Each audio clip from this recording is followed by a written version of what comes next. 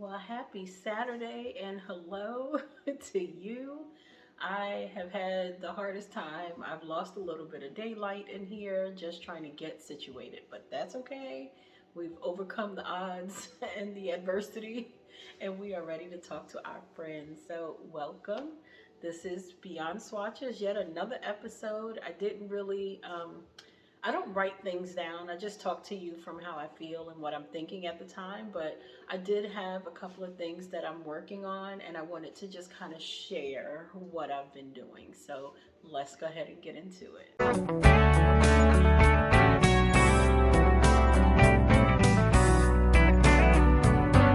So, yeah, this is Beyond Swatches. My name is Tiffany. I live in North Carolina, recently relocated into the Lexington area, if you know anything about it. It's very small.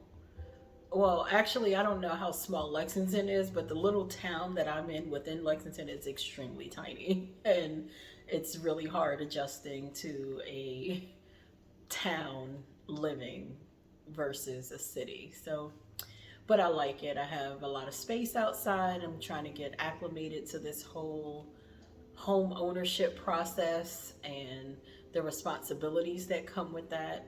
And my God, if everything doesn't cost at least $10,000, like you can't do nothing to the property that is less than 5 to 10,000. Like it's so ridiculous. But I also see why there's a lot of honey-do lists out there. Why men all of a sudden become like Bob the Builder, and they're like, I can fix it myself. So we'll just say my husband is not that one. He is not the Bob the Builder type, but I am. I'll be the one more likely than not to rent a couple of power tools and have a table set up in the back trying to, I don't know, add on to my deck or something. Anyway, I digress. You're here for the knitting, and so am I. So let's just get into the first thing because it's the big thing that I'm working on, which is my sweet shop blanket. Oh my gosh! If you have seen any of my first episodes, I don't know how many times I've done this, but I forever am dropping a stitch on a whip. And why? Because for whatever reason, I refuse to use the stitch stoppers that I paid for. And so I just dropped a few stitches. But anyway, we'll pull the needle out. But here she is. She is growing beautifully. Let's see. Nope, this way. I'm so excited. I love working on this blanket. It is currently a 5 by 4, and what I'm hoping to make this according to the wait a minute, I think I got it upside down again. Wait a second. Oh, no, no, no, I got it right. It just looks backwards. Oh, because you're looking at the outside and I'm looking at the inside, but when I look at it, the pink square is always on my right hand side, which is down here. So but this is what it's looking like. I intend to make it a 9 by 9. So this right here is 5 squares going down. So if you can imagine, that's going to be pretty long, and it'll be 9 squares across. So it was my intention to make this a nice, big, cozy wrap up on the couch during flu season, lay on the couch on rainy days and curl up and watch movies. I don't have a couch yet, but that's the intention when I get one, to wrap up in a blanket. So I'm loving this pattern. It's so nice. And this yarn, I think I told you all about it before. It's the Happy Place yarn by Tony from TL Yarn Crafts. And when I first ordered it, of course I was in love with it, but the more I worked this pattern, these stitches, which is just a knit stitch, with that yarn and the combination of these needles, which is the Nova Platina from Knitter's Pride, they just slide across the needle, and it's such a, I don't know, like a calming experience. It feels so good. So I don't know, it's just really, really relaxing. So one little thing about this blanket that I had run into, and I put a story post requesting some assistance, is if you see this, you can see it here. It is definitely yellow, but it kind of fades in person. You can see it, but it's I don't know, it's so pale. And I'm like, I don't know. I don't think I'm gonna use any more of this yellow. I might just throw one here or there, but you just can't really see it that well. Like everything else pops and it's so colorful. This is my favorite color. And where's this? The pink is my favorite color.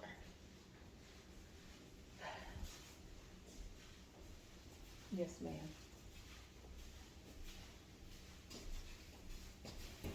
What, are you coming to watch the show? Can I help you? Well, can you get out?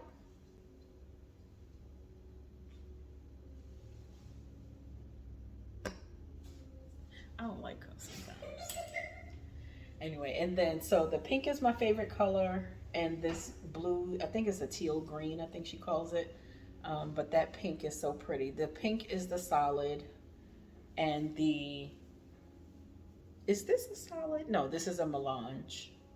And the difference between the melange and the solids are the melange has that little streak of what looks like white going through it. And you can see it in the pink too, the lighter pink. This is the pink melange, and this is the pink solid. See the difference? So it kind of looks like a heathered color. So it's really pretty. So that's what I got working on for that. And it's going pretty quick, I have to admit. Sorry about that, my child. Always in the way. I don't know if any of you are YouTubers, do you feel like invaded on, or like, I don't know what word I want to use. Like, it's my time to talk to you. I don't want to share my space with anyone else. You just feel a little self-conscious, like I'm sitting here talking to a camera in the living room by myself. I don't need you staring at me. So I had to shoo her away. But anyway, so that's my blanket. I am really loving it. And now that it's at a point, it's technically, I think, what she would call the pet size. So technically it's that size, but we're not making this for the pet, even though she does kind of crawl up in it. But yeah, so the other thing that I'm working on is by Hive Knits. It is called The First Sweater, and I want to say I wrote about it. Did I put a post on it? Did I talk about it in the last video? I don't really remember. I might have put it on Instagram in a story. So if you're not following me on Instagram, you might want to keep up there too, because a little bit of my thought process, my successes and failures, you see them in real time over there. But anyway, so I had this ball of yarn. It is much brighter on camera than it is in person. It's more of a burgundy. Like, this looks more maroon in camera to me, but in person, like, you see how the difference looks? That color, yeah, it looks like this. So it's a little darker. But anyway, like a wine, like I think a fancy little port. So this is the Hive Knits The First Sweater. And I'll put a picture up, of course, of the pattern, but it has a folded collar, which I'm right at I think I'm almost at the halfway point, and I don't like folded collars. They just feel really heavy. I've always just preferred a flat knit collar, so I think I'm gonna just do that. The interesting thing about this, it is a paid for pattern, so I can't give away too much, but she has you cast on with a 2.5 milliliter, 2.5 US 2.5 needle, and the body is knit in a 6 with the same yarn. And I think that's really a big difference. You know, I'm used to maybe a one size difference. So this is a 2.5. I might go up to maybe a 3 or 4 in the body, but it's a big jump. So I'm curious to see what that'll look like. If you're gonna ask, did I swatch? The answer is no, and I'll tell you why. I just don't swatch when I make stuff for myself. Like I've said before, I will do a test knit and have to swatch, and I hate the process, but it's a test knit, so you have to do it. But when I make things for myself, I'm okay with it being a little too big or a little too small. And especially for top down garments, I feel like you can try it on so many times that if you want it to decrease or increase, provided the pattern and the yoke is not too busy or whatever, you should be able to easily do it. So I don't really bother with swatching unless it's a test knit, or I have very, very limited amount of yarn and I'm really playing yarn chicken, which in the case of this sweater is what would have happened. So this is what I decided to do. As you would have seen the picture already, the body is, I'm gonna make the body in this color, and I decided to do the fisherman rib sleeves in black. So it'll give almost like a sports sweater, what do you call it, sweatshirt jersey type vibe. So burgundy here and black here. I think that would be kind of cute. I'm hoping that it gives me what I'm looking for. Because the sleeves are in black, you won't really see the detail that tough about the fisherman rib, but it'll still be okay. I don't have enough yarn, so we had to go with the better of two.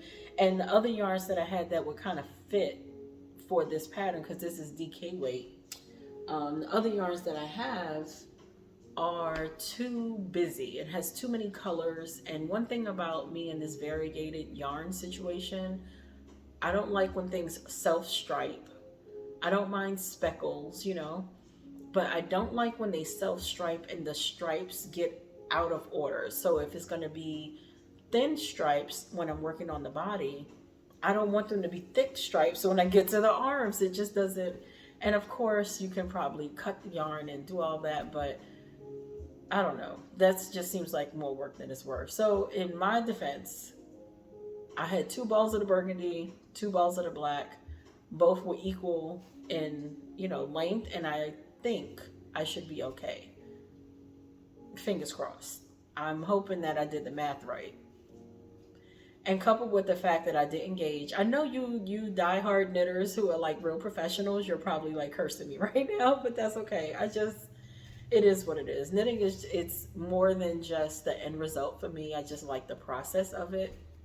There are some things that I really do want the finished product, but I think for the most part, I just love to see what's going to happen, you know, and how can I fix it. One of the biggest things as a knitter for me, I wanted to learn how to, learn to read your stitches, y'all. It's very, very important. It's so helpful. So I wanted to learn to read my stitches. I wanted to learn how to fix mistakes without falling apart, because I remember when I first moved into my old place, I would go down to my yarn shop and I would like fall out at her table with the bag of yarn, and the needles are like falling out of the project, and I'm like, Amanda, help me, I don't know what to do. And she's like, it's okay, all we gotta do. And then she would do one of these things, which I catch myself doing now too, and you just take your project and you look at it, you pull the stitches apart, you give it a nice little once over, and you say, okay, and what happened? And I'm like, I don't know. I was supposed to have 60 and I only got 48. And she's like, okay, that's a problem. She was like, okay, so you didn't do this. And then she would pull them apart and she'd say, do you see down here? It has this space and that space. That means you didn't do this. And I'm like, really? How can you tell? It's like reading the stars, you know? So when I started learning how to fix my mistakes, knitting without caution became a thing that was like, yeah, gauge smage, you know. I'll just deal with it as I deal with it. Hold on. All right, phone was ringing. It's spam calls. So that's that project, and I'm hoping that things will work out okay. I'm thinking that it will, and even if it doesn't, it is what it is. And then next on, I had this in my project queue on Ravelry. I didn't even know this person existed. My knitting buddy, Carla, if you're watching, hey girl, hey, haven't spoke to you in forever, but she's a teacher, so she's back in school now.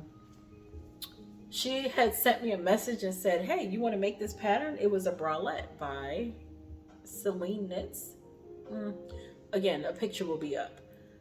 So I was like, yeah, let's do it. And then she said we would start in September. Well, I don't know what happened between the time that we talked about it and the month of, but halfway through the month, I was like, hey, are we still starting this bralette? And I think she said that she either had too much going on, was in the middle of a test knit or something. It just wasn't a priority. And that was fine because I got other stuff too, you know. But I bought the pattern and I love the way the pattern looked. It looked like one of those.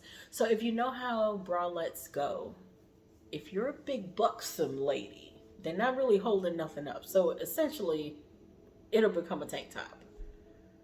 And so I would have loved to find a bralette that has maybe not full bra support, but at least something that you could walk around braless in and not feel like you're hanging down to your knees, which is where gravity seems to take these things these days. So I went ahead and finally cast it on this pattern. Now keep in mind, I'm working on this blanket, which is a DK weight on size 6 needles. So when I pulled out these bad boys, which I think are size 2, let's see, another 2.5 knitting needle, and this little itty bitty yarn. Again, in camera, this is much brighter than it is. It's a very muted, can't get it to you, but it's a muted green. And this is a Kobasi yarn. Now, somewhere in either the pattern description or in the project pages, you know, they show the pages and people make their stuff, somebody used this yarn. And when I saw that, it triggered in my mind that that's the yarn I'm supposed to use. And I have quite a few of these in different colors, but I have enough. I think I have 2 or 3 in each color, so I should be good. I also played around with the idea of doing this green with a white stripe. So, you know, like, anyway, I'd be doing too much, because then I picked up these needles after working on this big blanket. And I was like, this yarn is extremely tiny. And look at how little these stitches are. Can you see that? Girl. So one of my most popular videos here on YouTube is a continental knitting or Norwegian knitting demonstration. And I cannot comfortably Norwegian knit on this. It is so much better and more efficient if I just knit English. And because there are knits and purls, and there's purling in the back loop and knitting in the back loop, there's a lot of action going on. It was a lot more than I anticipated, but I'm here for it. I finally made it to the end of strap 1. What I love about this pattern, she has modifications or adaptations, if you want to call it that, because the original has like a skitty strap, that typical bralette strap. And then she has a little bit wider strap and a little bit wider strap, and I think a wide strap. So of course I'm doing the wide one, which is a size, I don't know. Don't get me to lying. I don't want to overshare either, because again, it's a paid for pattern. But when I put this across my bra strap and stretch it, it is about the width of my regular strap. So I feel like it's a nice size. I think it's 11 stitches, but I don't really remember. Oh, I could count them, can I? Whatever, y'all. It's been a long day. 4, 5, 6, 7, 8, 9, 10, 11. So it's 11 stitches. Talk about a slow moment. I'm sorry. I don't know what I was thinking. But anyway, so I got the strap going. I have to do another one of these. Now that I have, now originally I was going to stop this pattern. I was like, you know what, bump this. I can't deal. Because the way the straps are worked, can you see them? Let's hold them up. The way these straps are worked, it's like an inset, and then there's some stuff happening on the edge, as you see by the marker. So you have to kind of get used to the way the pattern, the stitches are worked. And I didn't, in the very beginning, I had to keep looking at my tablet and moving the highlight line. And it was so frustrating because I was working on this at night and I just wanted to relax. You know, I was trading in time on my blanket for this and I was not feeling it. But then I took it to my desk and I worked on it at work. I do regular work too, you know. But in between calls and stuff like that, I would just pick it up and do around a row of back and forth or 2. And finally it clicked what I was doing. And now I've been able to fly through it. So I think when I cast on the second strap, I'll be able to make pretty decent progress pretty fast. But I gotta tell you, these little needles and this back and forth situation is pretty rough. It's pretty rough on the hands. But I'm still enjoying it anyway. I think it's a pretty well-written pattern from what I can tell. Um, it has 11, 9 sizes. I don't remember. It's pretty size inclusive. And it has a lot of detail information in there on how to make adjustments to fit. Um, and a lot of measurements. And that was always pretty scary to me. You know, I'm pretty much straightforward. Give me how many do I need to cast on, increase by this many, knit straight, cast off. Well, in this bralette, because it's made to fit, you're gonna have to measure, like, yes, your underbust, but then there's the full bust, and then there's this cuppage situation, and then how far back you want your scratch. Like, it's a thing, you know. So as far as detail go, this might be as detailed as I've ever gone, on purpose. So, but it's been pretty cool. It's been pretty cool.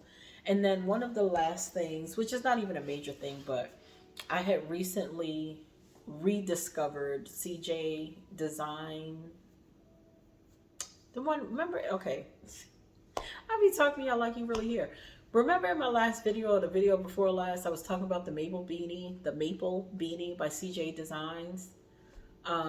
Well, she has like a nice slew of patterns, both knit and crochet.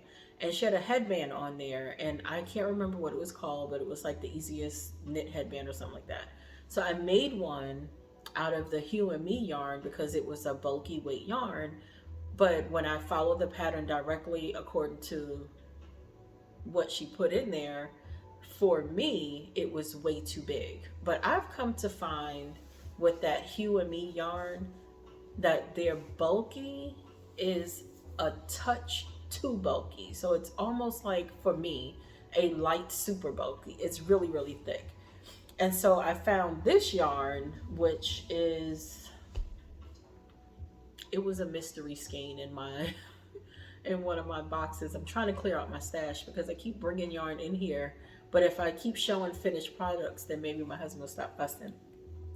But this was, it's some sort of chainette something or another. I can't remember. Is it Lion Brand? Is it Hobby Lobby? I also found my old labels that I got from Archer Knits on Etsy, but I see her everywhere, so I'm assuming she's online somewhere. But this is what that looks like. It's just a ear warmer. Covers the ears, not necessarily the head. See, the hole is out there. And it does its job. It keeps your ears warm, and if you got a hood on, you're straight. So that's that. And I think it's so cute. And of course, my idea is like to mass make them, you know. But we'll start small. We'll start with the family. So that's that one. And then let's talk about something that I normally don't do acquisitions and all that stuff, but I have been following BK Knits. Is it BK? Well, I follow her too. BK Knits Handmade. And she's always making her Dawson beanie.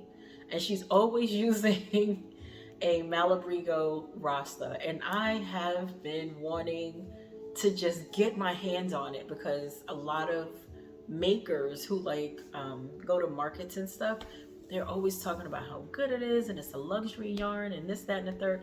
And I'm like, I want me some of this Rasta. I just got to get it. Well, after many, many weeks of sticking $10 away, I finally got me 5 skeins of it. And it came over the weekend. So the first color is this one called Almond Blossom. And again, I think on camera it looks a little brighter than it is in person. It's pink, but it's not as pink as it looks in camera. It's lighter, but it's still pink. The interesting thing about this, when I bought the yarn for this blanket, this beige, I thought was almond. So when I pictured almond, I pictured a peachy tan. But then I got this, and I was like, is it the blossom in the almond that's making this not the tan that I was thinking it is? Because on their website, it doesn't look this pink. And I get it, photo colors vary, but Maybe it's the flowers on an almond tree. I've never seen an almond tree before, so I don't know. But in either case, I still love it because it's my favorite color. So I got that one. I got the black, and it's $195 in black, because I feel like a hat made out of black yarn with a black pom-pom is just such a luxurious looking thing. So I'm making a black hat with a black shiny pom-pom, and that is going to be life. And then of course, if you know me at all, I had to get a pink. Okay, now that is definitely blowing out, and I don't know how to fix it, but I'm gonna try to fix it. This is not that bright. This is more like a, let's see if I put it back here. Nope, not the same. It's more of, it has a darker redness to it than what it looks like on camera for you, but it is still very bright. And it's so pretty. And I have to tell you, this Rasta yarn, it's really soft. It came out of the bag. It still has a vinegar smell, which is okay by me. You know, that's how they set these colors and all that stuff. But let me hold this one. It's really, really, really soft. I see why people love it so. I hate that it's so expensive, but I understand why it is. I also ordered this from Webs or yarn.com. So they have like a pricing scale where you buy a certain amount of skeins, your discount starts to come in. And that's how I think I ended up. I honestly, when I go shopping for yarn, I just have a budget in mind. I don't really think about, well, I need 5 or 6. If there's one that I like, but it meets me in the budget number that I chose, then that's what we're gonna get. We're gonna get what we can for $100 and call it a day. Or we're gonna spend $50 today, and whatever we could get is what we can get. So I was able to make some good choices, and I'm pretty happy about it. Which brings me to a test knit that I just signed up for Knitworthy Designs. If you remember, I did a skirt for her not too long ago, which I put my skirt in the wash, and that yarn was a superwash, and my God, if it did not shred. Now, it is very possible that I didn't sew something correctly, but I'm pretty sure this washing machine is the culprit, because it says in the manual, take the little agitator thing out for delicate items so that it doesn't, get all twisted and mangled. Well, I believe the agitator piece at the bottom is what caused my skirt to get either caught or hemmed up or something. And I no longer have a red knit skirt. But anyway, so she has another test knit coming out for a cascade beanie. In a way, it reminds me of Fair Isle, like those bulky knit hats that are like one color and they have what look like little hearts going around it. But she has it where it kind of looks like a cascade of falling colors or something. I'll put a picture, of course.